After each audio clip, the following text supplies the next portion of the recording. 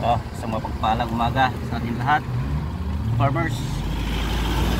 Magde-deliver tayo ngayon ng ating pipino sa market sa kabilang bayan. Nakapag-deliver tayo dito sa market dito sa atin. Kaya lang dadalawang bundle lang. Kaya dadalhin natin sa ibang bayan. Medyo marami pa doon. Tapos may nadaanan tayong isang maliit na talipapa. Ayun, asawa ng Diyos, nagkuha naman ng isa.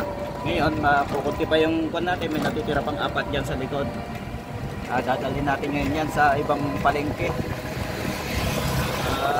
Santa Lucia, kung tawagin yun.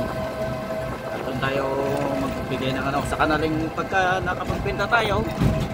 Mamalingki na rin tayo kasi medyo mura-mura ang pandod. Mas mura-mura ang bilihin doon, malalo na yung mga isda kaysa dito sa palengke sa atin. Talagang dito sa palengke sa atin medyo gold gold yung isda rito, talagang mahal. Siguro nasa 50 pesos ang diferensya nila kumpara sa palengke natin dito.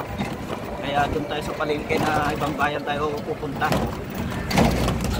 Actually guys, nung nagtatanim tayo ng kamote, doon na tayo nagdadala talaga. Kaya kilala na tayo doon.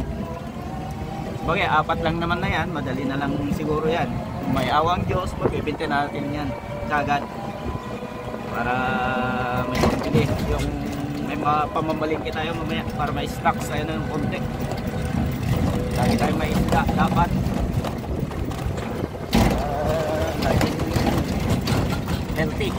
Tawag natin sa isda. Okay, to farmers, hanggang dito na lang muna.